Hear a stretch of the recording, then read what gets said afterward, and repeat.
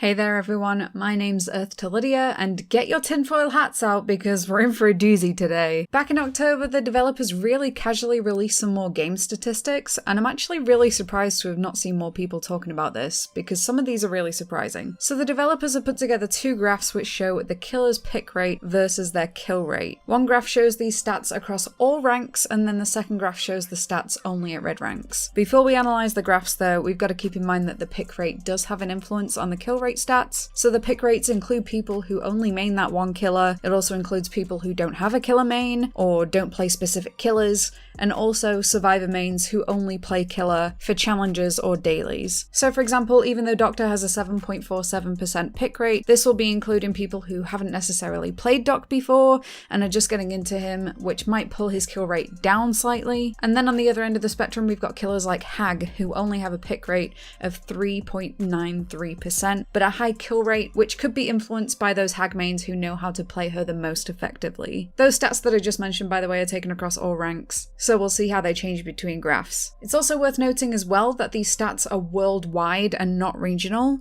so there might be some other factors in there that could influence some things. And the other thing that we need to keep in mind is that these stats were taken not long after Blight's release, so a lot of players will still be learning how to play him the most optimally. Okay, first of all, let's have a look at the stats across all ranks. Unsurprisingly to me, here we can see that Freddy has the highest kill rate by quite a significant margin. In Freddy's kit, he has quite a few add-ons that slow down survivors, as well as applying status effects that can hinder the survivors, so that makes him quite beginner-friendly, as your add-ons can have a passive effect on the survivors, while you're actively pursuing chases and applying pressure to gens. The thing that does kind of shock me though, is that the killers with the next highest kill rate are Pig in second place, followed by Bubba and Doctor. So for quite a while, Leatherface and Doctor were considered some of the weakest killers in the game until they received their reworks, which clearly helped them out quite a lot. And also a lot of people still complain a lot about Pig and say that she's really weak and needs a rework, but here she is with the second highest kill rate in the game across all ranks. All of these guys have kill rates of over 60%, which means that they average over 2 kills in every game. Another really big shock at the other end of the spectrum is Nurse with the lowest kill rate overall by a huge amount, over 10% lower than Plague, who is in second place. This means that she averages just 1 kill a game. The reason for this might be because although Nurse is really widely regarded as the strongest killer in the game,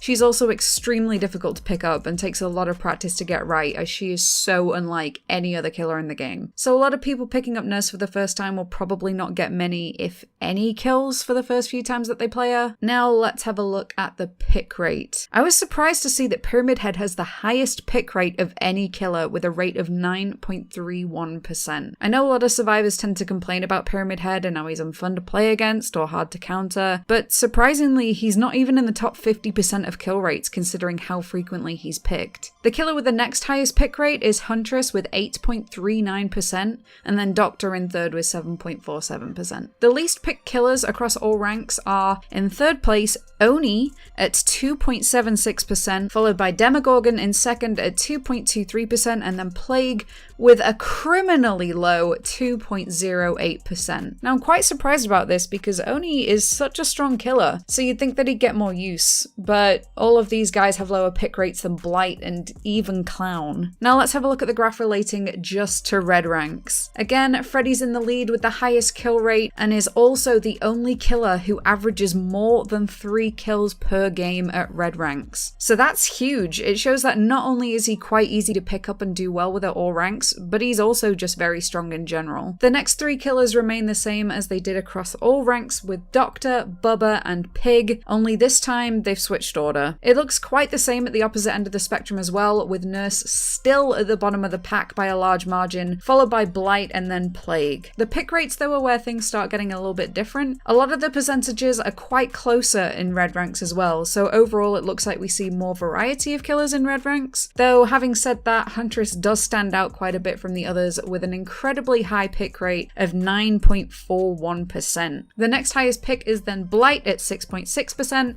which, as we mentioned earlier, is probably influenced by the fact that these stats weren't taken that long after his release. Though having said that, This would seem to suggest that red ranks are more likely to pick up the newer killers than lower ranks. That's just if you're comparing the two pick rates. Then the third most pick killer is Nurse at 6.58%. The least pick killers at red ranks are Plague at 2.04%, Hag at 2.65%, and Demogorgon with 2.73%. One thing that I've always found extremely interesting about Hag is that ever since she was released, her stats show that she is consistently high with a kill rate, but such a low pick rate. So you can look at this in one of two ways. Either the people that pick her just perfected her and know how to play her really well, or she's a really strong killer who's just very underrated. Either way, I found these stats to be really quite interesting, and I hope you guys did too. Actually looking through some of these statistics made me realize that a lot of the preconceptions that I had about certain killers weren't entirely true. Of course, there are a whole bunch of factors that influence this kind of thing, and I'd love to see more regional stats, as well as maybe stats for purple and green ranks. Let me know what you guys were surprised about in the comments below as well, because I'm fascinated about this kind of stuff and I could keep on theorizing for hours. Anyways, as always, my social medias are linked down below, including the link to my Discord server. And as always, thank you all for making it this far in. See you next time.